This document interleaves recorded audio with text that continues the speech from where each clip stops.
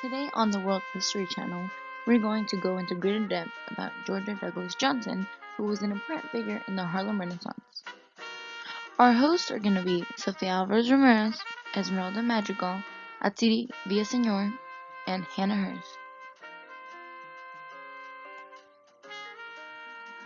Georgia was born on September 10, 1880. She was born in Atlanta, Georgia. She attended public schools. Along with this, she attended the University of Atlanta in 1893, graduating in 1896.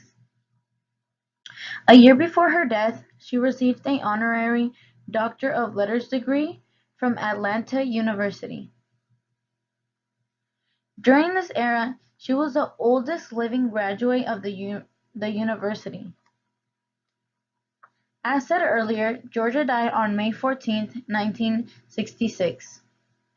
Georgia also studied music at Oberlin Conservatory, Ohio, along with the Cleveland College of Music. Her parents were George Camp and Laura Douglas. Georgia was married on September 28, 1903, to Henry Lincoln Johnson. They had two sons named Henry Lincoln Jr. and Peter Douglas. They then moved to Washington, D.C., where her husband Henry had a law practice. Georgia's husband died in 1925, which then caused her to go out and seek employment due to the fact that she had to provide for her two sons. However, Georgia was able to publish various poems. Most specifically, there are three poems that we will go into greater depth about. Those poems are Black Woman, Omnipresence, and Your World. Now on to Hannah Hurst and Atiri Villaseñor. They will be speaking about the Harlem Renaissance and how Georgia thrived during this era.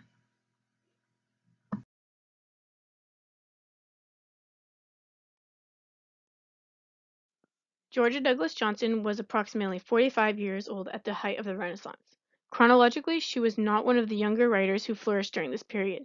However, this is another testament to the diversity of individuals who were involved in the Renaissance. In spite of her age, she remained young both at heart and in spirit, and played a significant role as a writer and social arbitrator through her Saturday Night series. As stated in the Washington Post, her home on 1461 S Street was once the site of a literary salon which attracted and established literary figures. In addition, she was actively involved with other writers through her infiltrations in many organizations and groups.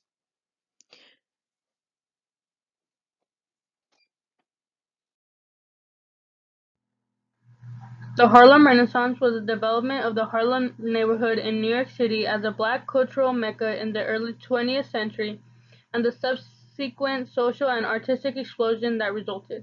Lasting roughly from the 1910s through the mid-1930s, the period is considered a golden age for the African American culture, manifesting in literature, music, stage performance, and art.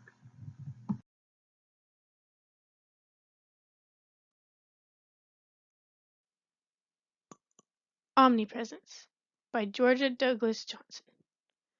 Whether I travel by land or by sea, there is a face that is ever with me. By night or by day, we are never apart. Forever his image looms large in my heart. Unlike most people at the time, Georgia Douglas Johnson had a very successful love life. This is made clear in her poem Omnipresence. Her poem talks about how no matter where she is, she will always be surrounded by the presence of a person whom she loves. It is assumed that this person that she talks about is her husband. Georgia was married on September 28, 1903 to her husband Henry Lincoln Johnson. Together they had two sons, Henry Lincoln Jr. and Peter Douglas. After her husband died in 1925, she had no choice but to seek employment to maintain the household and rear of her two sons. Miss Johnson was conciliator for the Labor Department for 8 years. Although working full-time, she continued to feverishly produce literary works and maintain a column for 20 weekly papers. Throughout her career, she wrote poetry and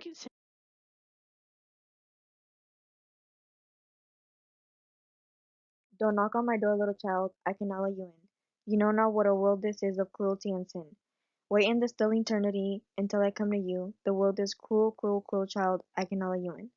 Don't knock on my heart, little child, I cannot bear the pain of turning deaf ear to your call, time and time again. You do not know the monster men inhabiting the earth. Be still, my precious child. I must not give you birth. Georgia, who was also known as a lady poet of the new Negro Renaissance, also was a most famous poet. Her poetry reflected the hardships she faced in her life. This is why she wrote Black Woman. Johnson communicates her pain as a black individual and reluctance into bringing a child in a cruel world. Johnson is torn between the love of her child, whom she longs to be with, and the cruel world and her need to protect her child from monster men that are a part of Negro life. She also says, be still as if she were begging for her child not to be born just yet due to the society being very bad. With this poem, Johnson is expressing identification with race as the speaker speaks not only from personal experience, but from the collective experiences of all African American women of all time. She is also demonstrating her anger at racism that is the root cause of her suffering and the reason she does not want her baby to be brought up in such a hateful and sin-filled society. This is a morbid wish that conveys the only deep torment of these contradicting desires. She believes that she is protecting him or her because sometimes it is better to have never been born at all than experience the agony of life's trials and tribulations.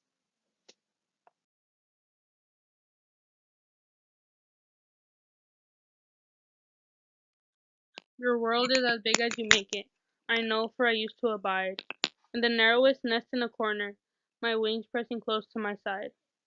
But I sighted the distant horizon, where the skyline encircled the sea, and throbbed with a burning desire to travel the immensity. I battered the cordons around me, and cradled my wings on the breeze, then soared to the uttermost reaches, with rapture, with power, with ease. This poem is about self-discovery that leads to a new world of feeling, acting, and living in ways you never thought before. Georgia likens herself to a little bird, whose wings were at first pressed closely to her side, which describes the state of one who is conditioned by circumstance to be complacent and fearful, but who soon realizes that there is an exciting world of endless possibilities out there that beacons.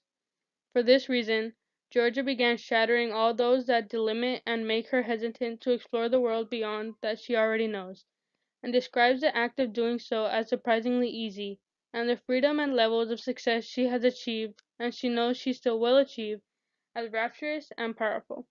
The poem is inspiring and calls for everyone to be brave and willing to reach out for a life that is real, fulfilling, and true.